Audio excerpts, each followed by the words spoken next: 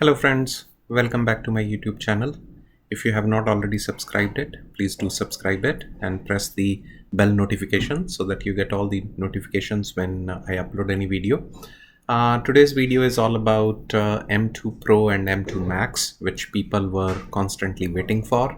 I think so people kind of expected this in the last year around October and then even November, and then finally they gave it up. They thought like probably Apple is going to announce probably in the March 2023, but Apple did a surprise and they launched M2 Pro and M2 Max versions.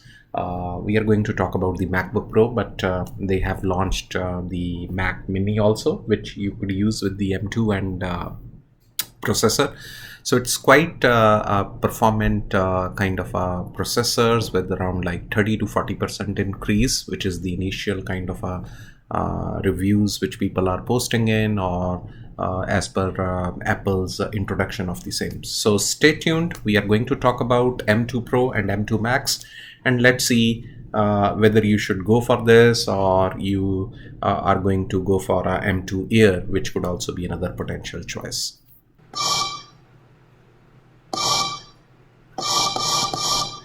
Are we ready? Can we handle it? This laptop is freaking crazy. This thing is fast. Super fast. And one chip in the MacBook is able to power through so many tasks with no sweat. OMG opening 52 applications at once. You want silence? You can't even hear it because it's quiet as a mouse. So as you can see in the video that I put in within my this particular video that was released by Apple, and it's available on the official website. M2 Pro and M2 Max are now the professional versions of the M2 chipset, and it's an iteration over the M1 Pro and M2 Max.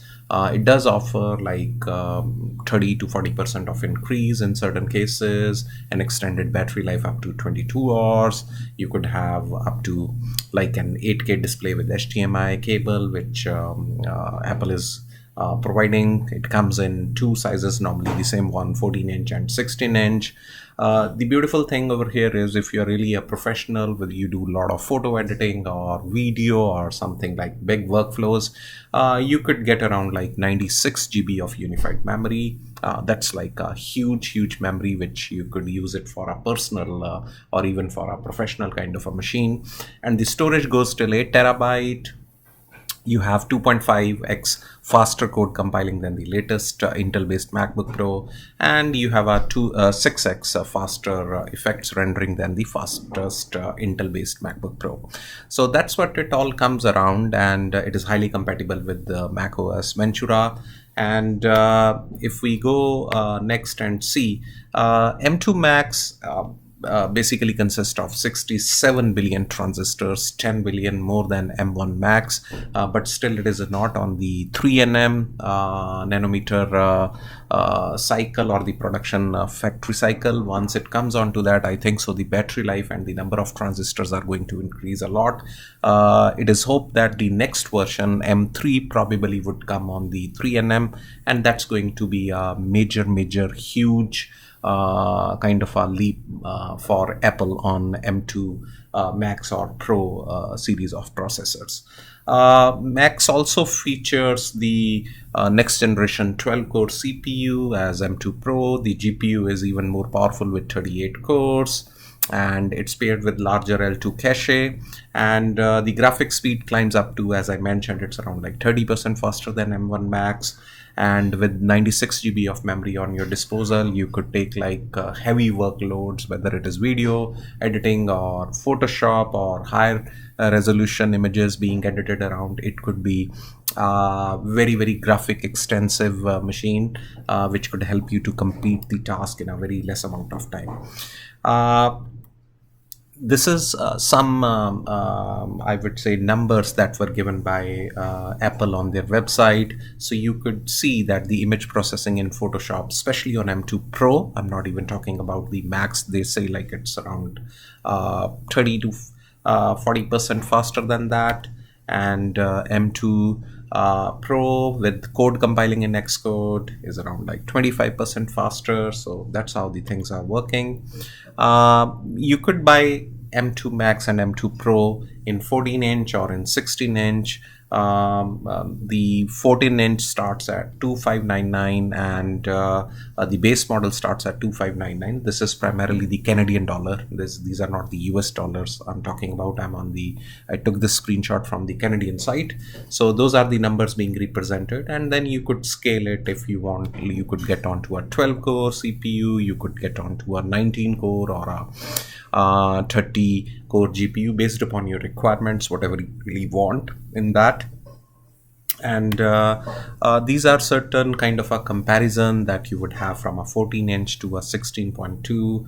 You have up to 12 cores, 12 core CPU, 38 core GPU, and similarly 96 GB of RAM. In both the cases that could be offered with 8 terabyte of storage, 18 hours of battery life, and even the Pro Max, which Apple is saying they have improved a battery life. If you could see, that offers 18 hours and that offers 22 hours, and the similar kind of a performance. As everybody knows, Apple does it on whether it is on the battery or whether it is on the full-fledged charging.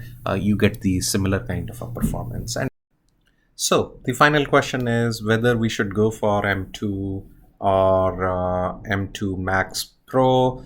Yes, if it is like kind of a waiting for you, you have been waiting for these upgrade cycles, yes, these are the machines you could possibly go in for.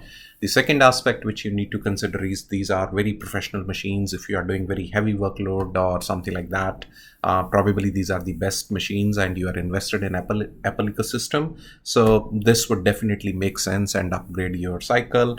But even if you are just like a normal user, you're not a professional user, M2 MacBook Air, which I'm personally using it, probably does solve a lot of purposes, and it could potentially would be useful across all your use cases, unless and until you have a very strong desire for owning a machine which is specifications wise very bumped up, and you are carrying out some very heavy video editing or photo editing work. So yep, all depends upon your use cases and choice. Think about it and then take a decision.